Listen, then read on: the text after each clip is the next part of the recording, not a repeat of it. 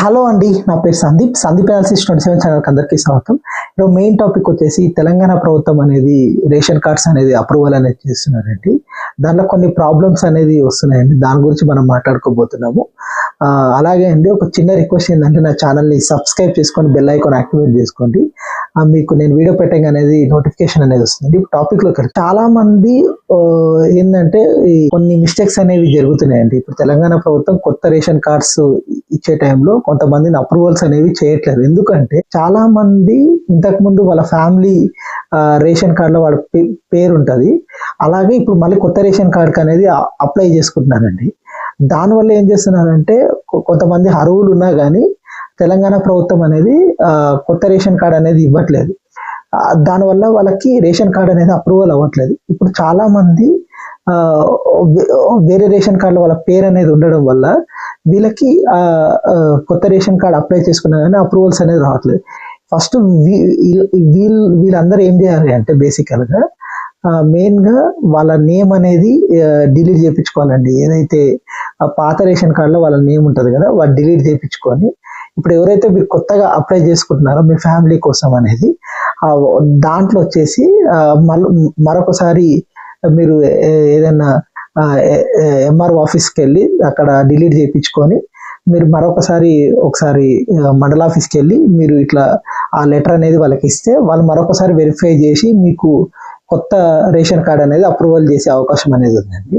అలాగే కాకుండా ఇంకొకటి వచ్చేసి చాలా మంది ఏదైతే మీ సేవా సెంటర్స్లో ఫస్ట్ వర్కౌట్ చేసుకున్నారో వాళ్ళకి ఎక్కువగా ఫస్ట్ వెరిఫికేషన్ అనేది జరుగుతుంది. అంటే చాలా మందికి అప్రూవల్స్ అనేది వచ్చాయి, ఇంకా చాలా అప్రూవల్స్ అనేది జరుగుతున్నాయండి. ఫస్ట్ వచ్చేసి మీ సేవా సెంటర్స్లో ఎవరైతే చేసుకున్నారో వాళ్ళకి ఫస్ట్ అప్రూవల్ అనేది చేస్తారు. అలాగే వాళ్ళకి వెరిఫికేషన్ అనేది కూడా ఇప్పుడు జరుగుతుంది బేసికల్గా. అది కూడా వాళ్ళ డీటెయిల్స్ అన్నిటిని కూడా ఒక దాంట్లో అనేది చేస్తున్నారు, ఒక గ్యాజెట్ అనేది ఇస్తున్నారు. వాళ్ళన్ని కూడా దాంట్లో ఎంట్రీ అనేది నోట్ చేసుకుంటున్నారు ఆటోమేటిక్గా. ఇప్పుడు ఆ ప్రాసెస్ అనేది జరుగుతుంది. అలాగే వచ్చేసి గత 10 years నుంచి ఎవరైతే అప్లై చేసుకున్నారో వాళ్ళందరికీ కూడా ఇప్పుడు వెరిఫికేషన్ అనేది జరుగుతుందండి.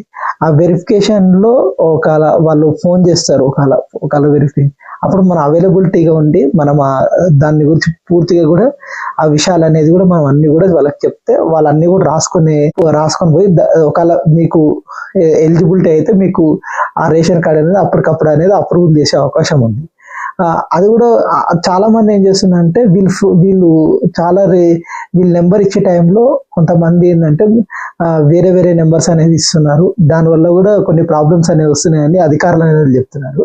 అలాగే వచ్చేసి ఇప్పుడు రేషన్ కార్డ్స్లో చాలా వరకు కొన్ని మెయిన్గా ఈ నెంబర్ ప్రాబ్లమ్స్ అనేవి వస్తున్నాయండి. అంటే వీళ్ళు ఏం చేస్తున్నారంటే చాలా మంది కొంతమంది ఏమో వేరే రేషన్ కార్డులో యాడింగ్ అనేది ఉంటుంది. అలాగే వచ్చేసి వాళ్ళ ఆధార్ లింక్ కూడా కొన్నిసార్లు చేసుకోలేకపోతున్నారు అనమాట.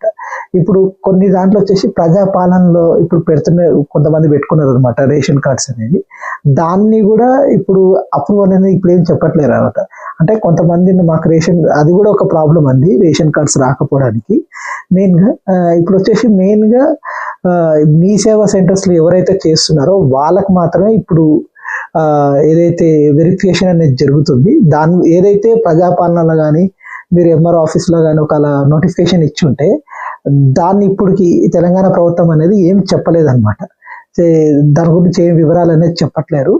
అదే కాకుండా ఇప్పుడు కొత్తగా అప్రూవ్ అయిన వాళ్ళకు వచ్చేసి June 2 నుంచి కొత్తగా సన్నబియ్యం అనేది ఇస్తారు.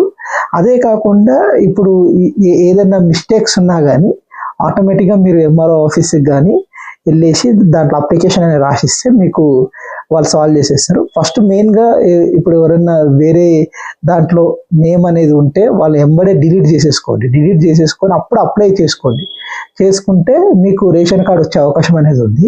అలాగే వచ్చేసి చాలామంది ఏంటంటే 10 years నుంచి ఎవరైతే రేషన్ కార్డ్ అనేది అప్లై చేసుకున్నారో, ఒక 10 years నుంచి ఎప్పుడప్పుడు రేషన్ కార్డు అప్లై చేసుకున్నారో వాళ్ళకి మళ్ళీ అప్లై చేసుకోవాల్సిన అవసరం అనేది లేదండి. అంటే ఇప్పుడు మీ సేవా సెంటర్లో ఎప్పుడో అప్పుడు ఈ 10 years గ్యాప్లో ఎప్పుడైనా కానీ అప్లై చేసుకుంటే మళ్ళీ అప్లై చేసుకోవాల్సిన అవసరం లేదు. ఒకవేళ చాలా మందికి రిజెక్ట్ అయ్యి ఒకవేళ మళ్ళీ అప్లై చేసుకోవాలంటే ఆప్షన్ అనేది లేదండి. ఎందుకంటే వన్ టైం అనేది అప్లై చేసుకోవాలి. ఒక ఇప్పుడు ఇది రిజెక్ట్ అయిపోయింది ఈ రేషన్ కార్డు, మళ్ళీ ఒకసారి అప్లై చేసుకునే అవకాశం అనేది ఇప్పుడు లేదు. ఓన్లీ పేరు యాడ్ చేసుకోవాలంటే ఆటోమేటిక్గా యాడ్ చేసేసుకోవచ్చు.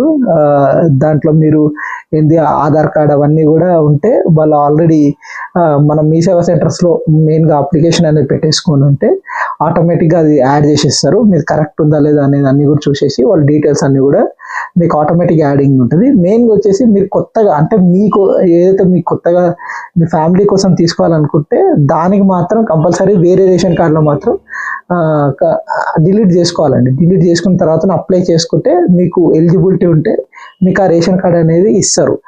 చాలా మందికి రేషన్ కార్డ్ రాకపోవడానికి కారణం ఏంటంటే కొంతమంది ఏమో వెరిఫికేషన్లో కరెక్ట్ డీటెయిల్స్ అనేది కరెక్ట్గా మెన్షన్ చేయట్లేరు. వాళ్ళ ఆధార్ చెకింగ్లో చేస్తేనేమో వాళ్ళకి ఎక్కువ అనే ఆస్తులు కానీ అవన్నీ కూడా ఎక్కువగా ఉంటున్నాయి. మామూలుగా వీళ్ళ డీటెయిల్స్లో కరెక్ట్గా మెన్షన్ అనేది చేయట్లేరు. ఇంకో విషయం ఏంటంటే కొంతమంది అవైలబిలిటీ అనేది చేయట్లేరు. ఫోన్స్ కొంతమందికి చేస్తున్నారంట, అవైలబిలిటీ కూడా కరెక్ట్గా చేస్తలేరు. అలాగే వచ్చేసి కొంతమందికి ఇంకా రావట్లేదు అంటున్నారు. కొంతమంది ఏంటంటే కొంత టైం పడుతుంది. అంటే ఇప్పుడు వెరిఫికేషన్ అనేది చేస్తున్నారు. ఇప్పుడు కనీసం ఒక 30 నుంచి 40 లక్షల అప్లికేషన్స్ అనేవి ఉన్నాయి. కొంచెం టైం అనేది పట్టే అవకాశం ఉంది అనేది చెప్పారు. అలాగే వచ్చేసి మెయిన్గా వీళ్ళు ఏం చేస్తున్నారంటే కొంతమంది ఇందాక చెప్పినట్టుగా వేరే రేషన్ కార్డులో ఉన్నారు కాబట్టి ఈ రేషన్ కార్డులో అది ఇంకో రేషన్ కార్డు కోసం అప్లై చేసుకుంటున్నారు. దానివల్ల కూడా ఎక్కువ శాతం ఈ అప్రూవల్స్ అనేవి జరగట్లేదు. అట్లాగే వచ్చేసి ఇంకోటి వచ్చేసి ఏంటంటే ఇప్పుడు యాడింగ్ సిస్టంలో వచ్చేసి ఆటోమేటిక్గా వీళ్ళు చూసేసి యాడింగ్ అనేది చేసేస్తున్నారు అనమాట. మరి మీకు ఏమైనా ఇంకా డౌట్స్ ఏమైనా ఉంటే కామెంట్ అనేది చేయండి. నా ఇన్ఫర్మేషన్ కానీ మీకు నచ్చినట్టయితే కింద సబ్స్క్రైబ్ బటన్ ఉందండి, దయచేసి నా ఛానల్ని సబ్స్క్రైబ్ చేసుకొని బెల్ ఐకాన్ యాక్టివేట్ చేసుకోండి. మీకు నోటిఫికేషన్ అనేది వస్తుందండి.